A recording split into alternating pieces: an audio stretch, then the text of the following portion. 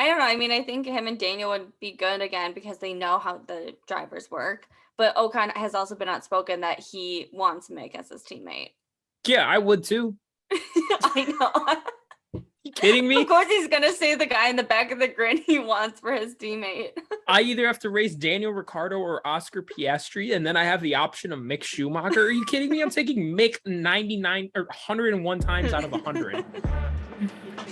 No, that's fair. That is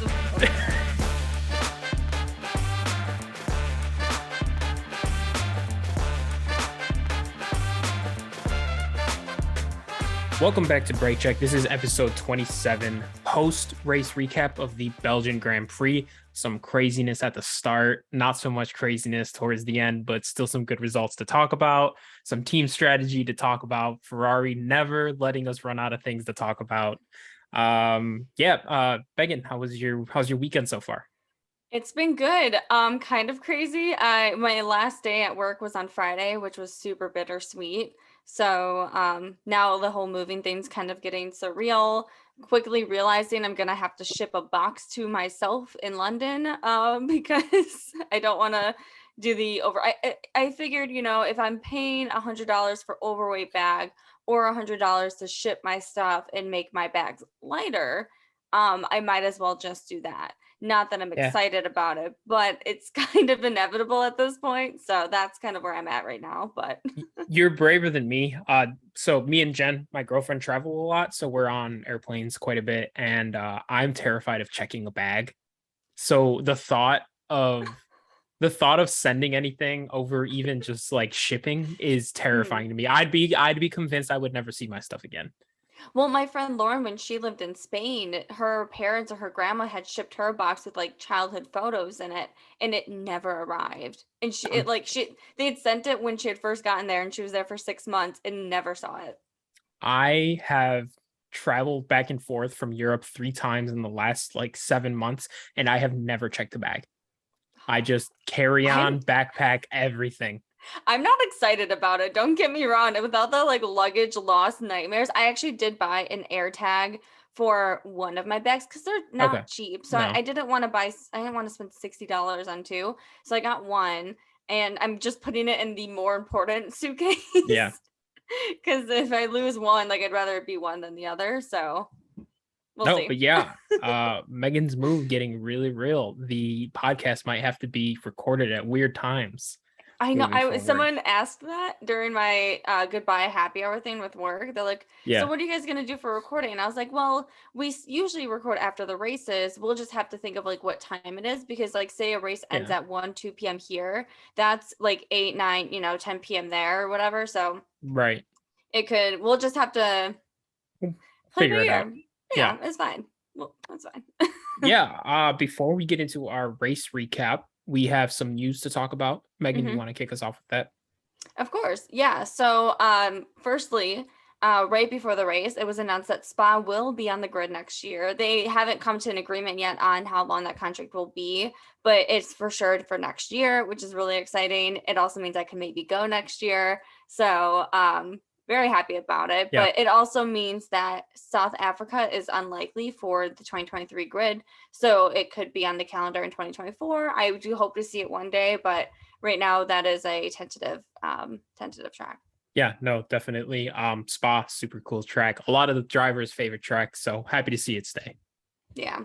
And then of course the Alpine C is still a mystery. I didn't realize how intense they were thinking of actually taking Gasly. I thought it was already stated that Gasly was like not an option for anyone for next year, but it seems that they're really pushing to take him out of his contract. And it was also rumored that AlphaTauri says that he will be able to take that Alpine seat on the condition that Colton Herta, who's currently with Andretti in IndyCar, gets the AlphaTauri seat that he would then be leaving. So the issue there, though, is Colton Herta doesn't have his super license. He doesn't have enough points. So to me, it doesn't really seem feasible. It seems just like kind of like an idea that people keep pushing and pushing and pushing. So I just think it's like one of those things where like people are like saying, but I don't think it's actually going to happen. But Yeah, I feels like one of those things. I mean, it makes sense, in a vacuum because I think Red Bull knows Pierre Gasly's not their future anymore. Right. So I mean, it makes sense that yeah, all right, we'll listen to options to get him out and open up one of our seats. But like you said, I don't know how that's gonna work. No, and I know Mick is still also one of their top contenders. I think Daniel's starting to fade out of that only because Daniel's so much more expensive than both Pierre and Mick. Right. Mick being obviously the cheapest of the three. So for many reasons. So yeah, I don't know. I still think if Mick doesn't go to Alpine, he'll stay at Haas. Not that his performance is great either, but we'll get into that too. But I do think, I also don't think, I think if Daniel doesn't get the Alpine seat, that he's just out of F1 because he has stated he doesn't want to just be a driver on the grid. He still Yeah. wants to win. So he's not going to go to like Williams or even Haas when they're not winning cars. So why would he even bother to put himself in that position? Yeah, I mean, definitely. Like you said, Daniel's a lot more expensive. Pierre and Mick, you can give them cheaper, like prove it deals, Yeah. Daniel comes with a price tag. Even in this later part of his career, I know his car has been better, but he still performs better than those two drivers. So Yeah. I have no idea how this is gonna play out. I could say that I have like a guess and it could be completely different. Yeah, and of course Latifi now, there's a good chance of him staying with Williams, which makes me very upset, but we again we'll talk about Yeah. it when we get into the race. It sucks too, because I was warming up to him recently. I don't. No, yeah. Anything else you want to cover before we get into the race? I think that's all the news I had, so we could probably get into it unless you wanted to talk about anything else. I ran my fastest ever time at my home track in karting. Very Found exciting. 0.4 seconds. Big advantage. I wore gloves this time. So last time I was just barehanding it and it was kind of hard. Yeah. But this time I wore gloves. Also, are you a regular energy drinker? I once was. I now maybe have them once a week if that, but I had so my dad works for an energy drink company. I don't drink energy drinks. I don't drink much outside of water. I had an energy drink yesterday before I went karting. I'm never doing that again in my life. I felt like I felt insane. Like mentally I was like there, like I was my normal self. I felt like I was vibrating just everywhere else. Um I drank one before I got on the track. I was like, yeah, this will help. Whew. I don't oh know my how people god. do that more than once a year. Well, especially because you don't even really drink coffee, so like like you don't have Yeah, external energy entering your body I normally. So I I have a small cup of coffee every morning, which is maybe 70, maybe 80 milligrams of caffeine. That is it. That energy drink yesterday was 300 milligrams of caffeine. oh my god, I that's felt like my organs were gonna jump out of my body. there's no way. Especially like I can't drink any sort of caffeine after like noon. This was like 7 p.m. Yeah, there's no way. There's no way. Yeah, that was all. That's all I got. We can get into the race. So some craziness to start off the race, turn one, lap one, involving the leaders, the front pack. What'd you think? Okay, I mean, when I was watching it, obviously, I was like, oh, hell yeah, like Hamilton just came out of nowhere. He's, running hot, whatever. And then Alonso shocked me. He shouldn't shock me. He's still doing great. But every time I see him up there, I'm surprised. So he's up there, fighting. Then suddenly Hamilton's fighting. And then out of nowhere, I look at my laptop and then I look back and I just see Hamilton's car fly a little, just get some air. And I was like, Uh-huh. what the hell happened? But then they both kept driving. So I was like, oh yeah, everything's fine. And then suddenly they're like, yeah, it's smoking. Yeah. So Yeah, really unfortunate for both. I mean, not Alonso stayed in, but unfortunate start because both drivers got a great start. Checo got yeah. caught napping at the beginning, so the rest of the Yeah. leaders really made some good moves. Hamilton taking blame post race, choosing not to hear Alonso's So funny. comments. I thought it was funny. Alonso said that this guy only knows how to race or how to start P1. Mhm. and win the race, because Lewis Hamilton has 42 career wins outside of starting P1, and Alonso has 32 wins total. Yeah, I know. I think Lewis did say, he's like, yeah, we do have different outcomes in our history, Yeah, whatever. no, I think he did well just leaving it at that. Yeah. It was really heartbreaking watching it. I don't know why they're showing the race and then suddenly you just see Hamilton on this like sad boy hour walk. Pretty unfortunate. I know they did say too that Hamilton was there until midnight last night or after midnight working with the team to see how they Yeah. could come up, and it could have been a great race for Hamilton. I genuinely thought he had a chance at winning. Now, obviously watching the race, I think it was inevitably Max because he was just a powerhouse today. Yeah. But yeah, it's still unfortunate and sad start. Also a sad start for Bottas, who it's his birthday today, and he was doing great. He really lucked out with all these penalties because he was dead last in qualifying and still started pretty higher than that. But of course Latifi, I don't know, hit air and spun out and then caused a Yeah. collision with Bottas and still got to race. So I don't know. Yes. Crazy first lap. We can start with like Williams and Latifi because you just brought him up. Yeah. Latifi rumored to maybe be staying at Williams next year, just out of there not being anyone else to take the seat because Oscar Piastri no longer a candidate. And honestly, in recent weeks have been softening on Latifi because he has been doing a lot better. He has been racing a bit, like he's got a fire lit under his ass. But I think after today, he just crashes too much.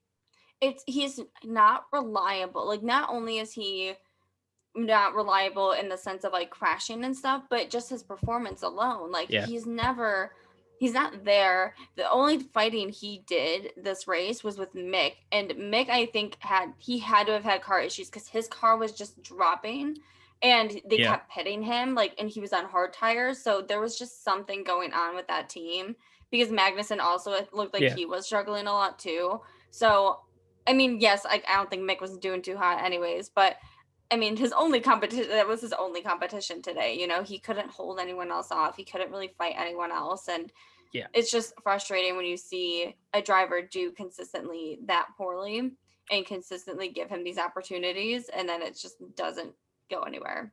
There was a bit where after some pitting, the Aston Martin of Lance Stroll was back with Latifi and they were kind of battling it out. And Lance Stroll, one of the other pay drivers on the grid, and Latifi just had no chance against Stroll. Like, Stroll just completely worked him. It's just a complete, like, even Stroll, who's a backfield driver, is just on a different level than Latifi is. Yeah, I will say I was a little impressed by Stroll today because he was battling it out quite a bit and pushing himself out there. And I think, some of the drivers, like especially Norris, which we'll talk about McLaren briefly, but they were really they just kind of had a tough end to the race because some of them were pitting so late. So I think a lot of the strategies for these teams didn't necessarily work in their favor. Ferrari too, but yeah. So I don't know. I was pretty impressed by Stroll. Albon, still on Williams though. Albon got P10. Yes. He also had Q3 in qualifying and had a really impressive races throughout that Saturday. So yeah. Great weekend for him. Yeah, so something I wanted to touch on with Albon and just Williams in general this weekend at Spa. This track is good for them. Something that I find really just interesting about the Williams car, they might be the fastest straight line speed car on the grid. They just cannot turn, like, with any sort of control or speed. So there was a DRS train of like 5 cars towards the end from like for the P10 spot. Essentially, I think Joe was in there, Lando was in there, a couple other guys, but Albon was at the front of it. And because the Williams is so fast on the straights and the DRS zones, they couldn't get around him, which is just, I mean, the Williams is the worst car on the grid, but it's so fast on the straights. I can't wrap my mind around it. Yeah, and that went on for quite a while too. And I know, and that was when I think Daniel must have been right behind him, and Stroll just kept coming up to Daniel, but Daniel couldn't go anywhere because he couldn't catch up to Albon. So yeah, that was pretty impressive to watch. But yeah, and gives me some hope that there's like potential for Williams to be a little Hmm. better. We have seen a couple times this year, Latifi and Albon set purple sectors in qualifying, and that Yeah. is because the car is like it's fast. I Yeah. don't know what they have to do to kind of wrap up the rest of the performance of the car, but Hmm. there's something there, I think. Yeah, I'm really excited to see what they do next year. I know they're starting to focus on next year's car Yeah. now. So, they have plenty of time to kind of take what they know now is working and then just focus on what's not. Because as long as their engine, and the speed continues to be there, I think that they could be in points more consistently next year. Also, as long as they don't have Latifi, but Yes, you could put anyone else in that second seat. And put Juan in, please, like just someone else. literally, I think I could figure it out. Yeah, so we touched on Stroll. I wanted to give Vettel a shout out. I know he had a nice start because of a lot of the grid penalties, but Hmm. he was consistently battling it out like fifth, sixth, seventh all Hmm. race. I think Vettel's gonna have a nice rest of the season. I know I've said that a couple Yeah. times here, but just wanted to hear your thoughts on him. Yeah, I mean, I'm just impressed with how long he stayed within that top 10 too, because you usually, and like I think you saw Pierre too, Pierre started in the top 10, but then very, very quickly dropped down. Yeah. But Vettel was up there for a lot, and he was holding up Leclerc for a little bit too, which I thought was Yes. shocking. Like you're going against one, the Aston Martin, and you're in a Ferrari. But yeah, no, I was really impressed with him, and I think now having that weight off his shoulders of having made that announcement, I'm sure he's working on something next, or maybe he'll just take a whole year off and just like focus on his family, which sounds like what he wants to do. But I don't know. I think he's just vibing now, and good for him. He We should. we did not touch on this in the news. I just remembered. Audi will be buying the Sauber team. Alfa Romeo Yeah. will be on its way out. It sounds like they'll be around earlier than 2026. Do Hmm. you think we can see Sebastian Vettel maybe making a comeback with Audi? I could. I definitely do. It's just difficult because so Bottas is there now, which I love Bottas and I hope he continues to stay with them.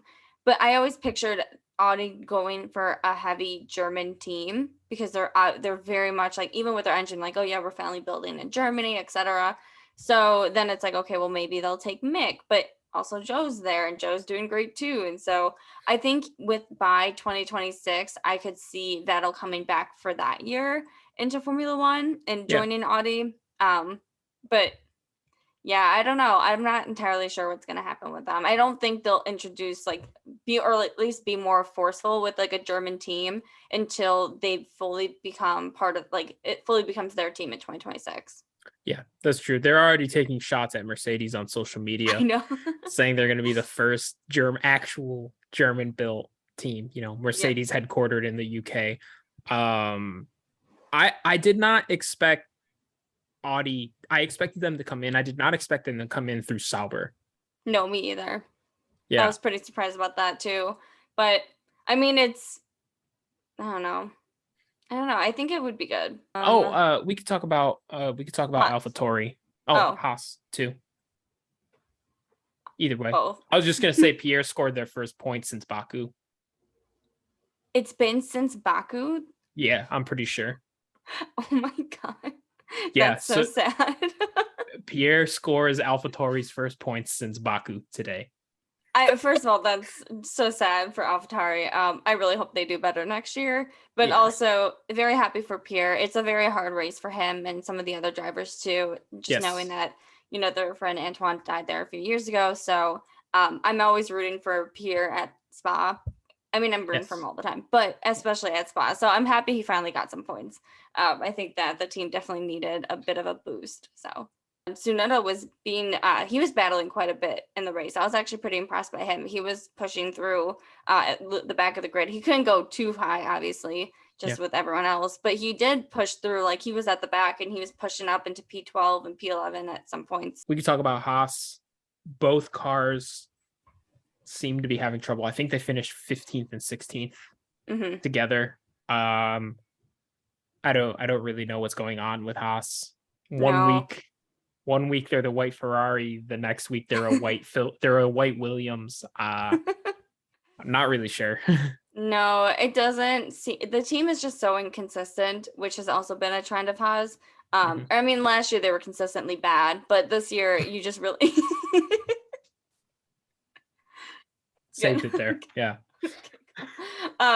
But this year you really don't know what you're gonna get because even in qualifying sometimes, they'll be in the top 10 it's in some of the rounds, but then you get to the actual race and it's just not there. Which also and Mick's not even that good in qualifying, to be honest. He's probably one of the worst qualifier drivers, I think. But he usually can pull it up in the race, and he was struggling. Like he was able to put up a fight with Latifi for a little bit, but that was really the only driver I saw him actually like battling with. I mean, Yeah. Albon was just coast and pass, Stroll coasted past, Alonso, he like got out of the pits and he was behind Magnussen, and by like the second turn he was already past Mick. So Yeah. Disappointing. I think a little there's obviously a little bit up in the air with Mick's future at Haas. I think as long as Magnussen's not scoring points, I think, they can't hold it right. against him because Magnussen also had a really bad race. So they can't even point at this and be like, hey, you were Yeah. underperforming. And he was, I mean, not all the time, but there were times where he was still ahead of Magnussen. So, and he's Yeah. always like kind of very close. So you can't necessarily, yeah, like you said, like shame Mick for it. So as long as he doesn't crash again and, does something the next couple Yeah. races, I Yeah. think he'll be fine. I still think he'll stay at Haas, although I would like to see him in Alpine. But now that Gasly might be a contender, I think Gasly needs to just get out of Red Bull. So, I agree. Yeah. We can talk about McLaren. Did not pay the most attention to Lando. Admittedly, I know he was in that DRS train fighting for the 10th spot. I believe he started also in that backfield with mhm. his grid penalties. Daniel, I don't remember fully where he finished, but just kind um, of a 2022 Daniel Ricciardo finish. I think yeah. nothing too special. I was pretty impressed with how long he was in that top 10 area too, because he held it off pretty good too. Yeah. But then yeah, once he pitted and got stuck in that DRS train, it kind of ruined his race, and Norris still finished ahead of him. I just looked. Oh, Norris finished 12th and Daniel finished 15th, that's brutal. I did not which realize Daniel fell that far back. I actually don't know if we said it at the beginning. Daniel officially out at McLaren next season. we didn't. I can't believe No. we didn't cover that. I Yeah, was we could talk about it devastated. now. Yeah, Okay. they paid him, I think, 15 million of his $21 million or $23 million Mhm. contract for next year. Pretty steep buyout price. So McLaren's really all in on Oscar Piastri. Um, I mean, I get like, but even I will say when they made the decision and Daniel posted his own side, he said the team decided. Like he very much is making it known that it wasn't what he wanted, right. but after a lot of discussion, it just seemed what was best. But that's also probably because one, it was inevitable, and why do you want to drive for a team that doesn't want you anymore anyways, Yeah, so it's a really kind of sad feeling. And I think everyone, the team, Daniel, fans, thought this was going to be a perfect pairing. So to see it yes, fail this badly and to see the way McLaren's handled the situation, I think it's just rubbed a lot of people the wrong way just towards definitely. McLaren. So Mhm. I don't know. I don't know what's next for him, but I know he'll still race something.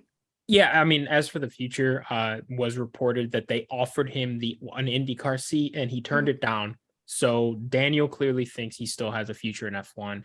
I also think he, Yeah, somewhere, even if he has to take a sabbatical year, he can right. go hang out in Montana for a year. Australia, reconnect. I know he loves being in the U.S., loves being back home. Uh, I hope he's not done, Me too. I would but be really sad to see him permanently out of F1. Even like to see him out next year. I obviously would like to see him in it just with a team, but he's going to do what's ultimately best for him and his mental health too. So we'll yes. see. Yeah, and then Norris, of course, doesn't know PR skills apparently, because when he was asked about it, he's like, "Yeah, I don't feel bad." Like, way to make people like you even less. I think it's no secret Lando's like not ever really been my favorite driver. He's a dick. He genuinely doesn't, he cares, he's very much that driver like Alonso, where he's just like, he just cares about the race. He doesn't want to be your friend, he wants the race. But that can rub people the wrong way, and there are certain situations and times where, like, yes, like, you don't have to like Daniel, you don't have to be happy or sad or whatever that he's leaving, but you don't publicly state that you don't care or you don't feel bad. Like, there are ways to say it where you're like, it was nice working with him, I wish him the best. You just don't have to say the worst thing of all of the things you could say. That's PR for PR 101, if anyone's wondering. Like, you don't say it. I know he's not in a championship car. And Mhm. you brought up Alonso as a good example of someone who just kind of says whatever he's thinking. I feel like another good example is Nico Rosberg, just kind of says whatever he's thinking. Those guys won championships. If they say whatever they're thinking, they're championship drivers.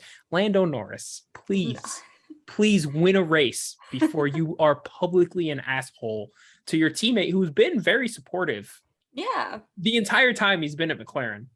Daniel's one of the friendliest guys too on the grid. Like, I don't understand how someone can be that obviously uninterested or dislike another driver to that extent. Like, I know like a lot of drivers don't get along. Also, I keep going on so many tangents today. I'm obviously It's fine. all over, but Ocon, they were talking about how Ocon is one of the worst drivers to work with as a pair, and that's why he, like, every single driver that's worked with him has hated working with him. Like, Alonso's been outspoken about it recently.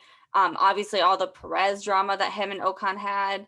And then Daniel, even though they're friends, like Daniel and Ocon, they would get into it sometimes on the race because Ocon will never back down for his teammate. Like, he will not give you an inch. He won't do it.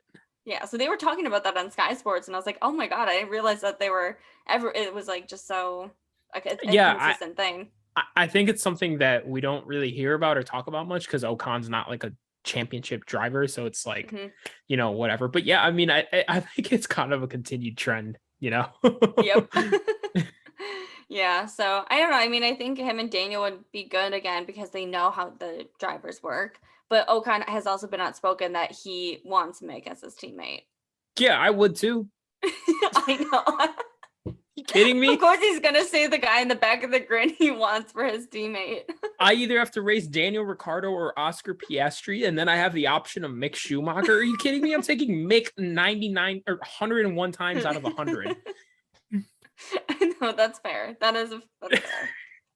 I was like, oh yeah, they're friends. That makes sense. I think like, oh yeah, because he's like bottom of the barrel right now for the drivers. So it's like if Max came out tomorrow and was like, I would like Joe Guan Yu as my teammate for next year. Please, thank you. Bring him to me with a bow on top. Yeah, thanks. Right. The best gift. Yes. Unless there's any other midfield teams you want to talk about, we could start talking about the top three. Mercedes, after George Russell's pole before the summer break, came out looking like a brick with tires. I don't know what they did. I think they thought it was going to be better than it really was. But whatever their race spec was for this weekend just wasn't it. That car was slow. Yeah, there was no chance it was getting up to that or keeping that. I know George at one point was up there, but there was just no way they could handle it. Like, Perez was even coming up from behind, and then obviously you had Sainz there, and Sainz, did everything he could with the Ferrari. So yes, and they're still faster than Mercedes. So yeah, yeah. I don't understand. This is props to George. I don't know how George worked Charles so easily towards the end of the race. And then we were both saying, he probably won't hold it too long. He held it. I don't know what happened there.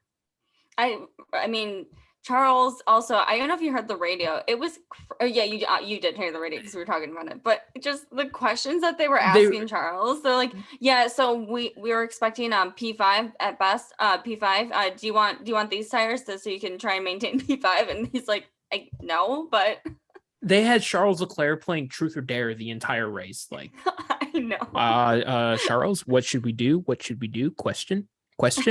Like, I, oh, do you think you can keep these tires on? Question. Yeah. Okay. Box. Like, what do you mean? You just told him to keep the tires. I'm sure I'm, there's not much else to talk about with Mercedes. George No. did great again. Lewis would Yeah. have done probably just as good if he had been in the race. Uh, Hopefully next week they're faster. Ferrari. Um, I'm over it. I'm so tired of being a fan. I am not a fan and I'm over it. Like I I want to give a lot of props to Carlos Sainz. Hmm. I know he's the second driver there.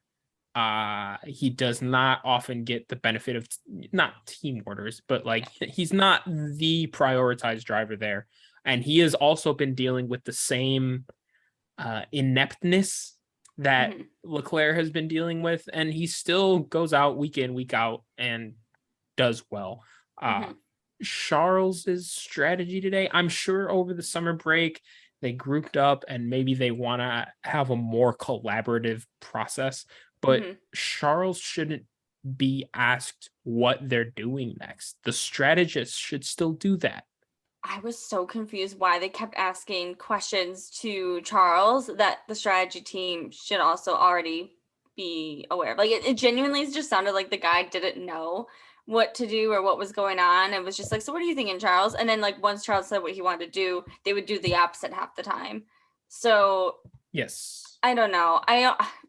When Benyoto was said that nothing is wrong with the strategy team Yeah. and everything was fine, and we're like, oh, maybe he's just saying that for publicity, and they were actually doing something. I don't think they did anything. I genuinely think that he is so, what is it, ignorant, and just blinded by Oblivious. Yeah. oblivious to like the reality of the situation and doesn't want to accept that where all of their mistakes and where they're going wrong with strategy. I genuinely don't think they did anything. I don't think that they tried to change a single thing other than maybe just asking Charles what he wants more. But What it felt like all day was they were asking Charles what he thought just so that he wouldn't get angry with their decision, which yeah. one, he's an adult. Like, Hmm. he knows he has to listen to the strategist. And two, if you're going to ask him his opinion on everything during the race, you're one, going to distract him. And two, like, you're still going to do what they were still doing whatever they wanted, Hmm. even after Yeah. he did not want to go for fastest lap. Right. They bring him in to switch to, I think, softs to go for Hmm. fastest lap. And then he goes, I mean, it's an error by Charles, but an Yeah. error because he's probably confused and didn't know what was going on. Yeah. Goes too fast in the pit lane, drops the sixth. Yeah.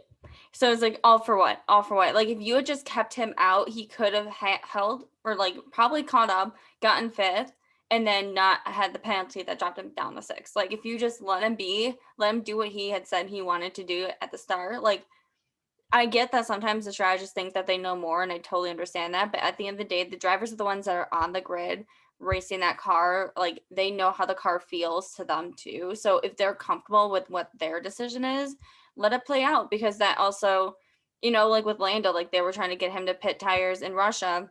And he was like, no, I want to race. I want to race. I'm fine. Like, shut up, leave me alone. And then he spun out. Like, yes, like then you probably should have listened to things. But you like sometimes the drivers just have to figure it out on their own. And that was a Yes. situation where they should just let it happen. They caught a break with Lewis not finishing today, Hmm. but they cannot keep having weekends like this. Yeah. As far as the constructor standings, the driver standings are just Max is gonna win. So Yeah. um anything else, Ferrari, you wanna get off your chest? No, I think if I talk anymore, I'm going to get upset. All right. So the very fast team, the Red Bull, was just flying by this race. I don't know if you want to talk about Max first. I think it was crazy. I mean, he didn't, I don't want to say he didn't do much because he obviously did a lot, but it was pretty much as soon as he had that first position, it was just kind of that. I think he went 14th to first in 12 laps. Yeah, it was crazy. He flew, like you just keep seeing like every lap it was a new person. Um, the safety car helped a lot at the beginning, but I think Max was. I think I think I would still assume Max would win a race from P20. 100%. Like you could have thrown him in the pit lane. to start, and he still would have made it up Yes. there. I mean, he had like what 10 seconds or something Yeah. ahead of Perez. Yeah. 18, I think. Oh yeah, you're right. It was 18 by Yeah, the yeah, I end. think it was 18 by the end. Uh Max is unreal. I don't know what else to say about Max. It's He's just unreal. I think he's the next Schumacher Hamilton. I think that's been mhm, clear for a yeah. while. I think he at minimum wins 5 World Driver Championships. I feel very confident saying that. Yeah. It kind of feels the same as when Mercedes and Lewis started their run. I think we will Hmm. be seeing a lot of Red Bull and Max Verstappen for the next Yeah. decade. They've got their car and their team. Both drivers were incredible today. Even Perez, I mean, yeah, he did not have a good start. He No. just like, I don't know, forgot to hit the gas because Yeah. the people were passing him immediately. But he still lucked out, I think, also partially due to just how fast the Red Bull was. It was kind of inevitable he was going to pass the Ferrari. But yeah, I think Yeah. he did great too.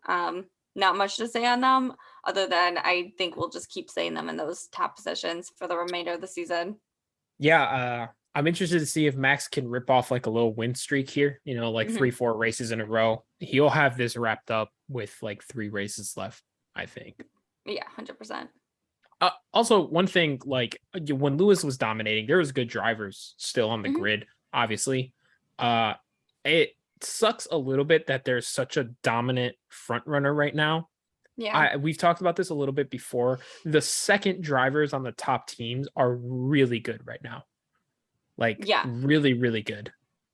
Like they finally all have it nailed down, And I feel Yes. like the last couple of years before that, there was always one that was kind of holding the other back or there was some clash or whatever, but no, they all have it down now. And so I think too, as these cars start to get closer and closer to each other, it'll be like I still see Verstappen winning many, but I don't think it'll be as like easy Yeah. necessarily as it is this year. I think next year is going to be really good. But Yeah.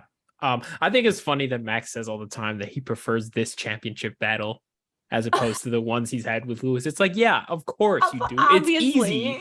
obviously. um, here's a question. Hmm. I know the answer is no. If you put me in Max's Red Bull and gave me a 10-second head start, no, a 5-second head start, I think I could beat Latifi. Oh yeah, 100%. I still I'm think you dead would beat serious. me. Yeah, if it's one lap, yeah, because your neck. I mean, like One unless lap, you, yeah, one lap, give me 3 months to like work out and train for it. get your Put neck to me, like feel the yeah, force. yeah. Put me in the Red Bull, and I think I could beat Latifi. I'm 100%. dead serious. 100%. Oh my God, please. We need this to happen just so that they can. If this is what they need to see to kick Latifi out, it has to happen. Just some guy beating him. Yeah, just fucking someone on the street that they just plucked off, put them in the Red Bull, give them a head start, and yeah, that's all they need. I always see a tweet on Twitter every now and then, like when the Olympics comes around, I see it a lot that they should have events in the Olympics where we get to see an Olympian go against a normal person The just to average see the Joe. difference. Latifi would lose that 100%. against there is a civilian out there that can beat Latifi in a Mhm, Formula One race. I'm mhm. 100% certain. 100%. Oh my God. Oh my God. Yeah. It gotta be. Listen to me, I'm ragging on him now. Oh my god. So predictions. We have Zandvoort for the next race. Is it next weekend? Do we have Yeah, one? we have 2 more races in a row. Oh, right. Because I'm not gonna be here for the third one. Yes. Well, I'll be here, but not like mentally. I'll be also in London unpacking. Yeah, okay, cool. It's at 8 a.m. Central Time, so same as this week. Yeah, no. Predictions for next weekend should suit Ferrari. They're faster on the turns than Hmm. Red Bull is. Red Bull, the straight line speed. I just don't have faith in them anymore. I think Max wins next week. Yeah, I mean, it's also Max's home Grand Prix next week. Yes. Yeah. It's the Yeah. Dutch Grand Prix, so okay, I will say I think Charles is on the podium.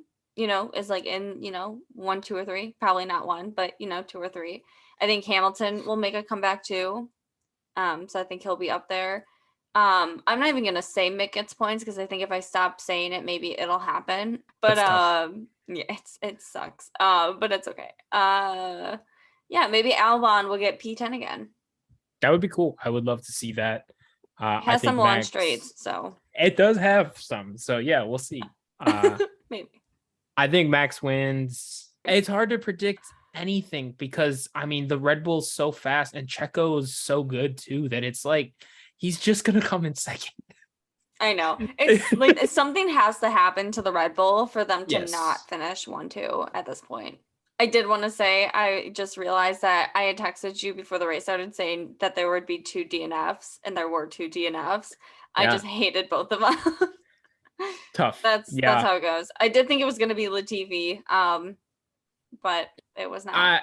Bottas DNF'd avoiding him, and Latifi just got back on the track in front of him and I would be livid. I drove would have just off. gone home. I would have gone home. Yeah, not much else to predict for me other than I think Max is going to win. I think Checo or Carlos gets the other podium. I think Lewis bounce back, gets a third or something.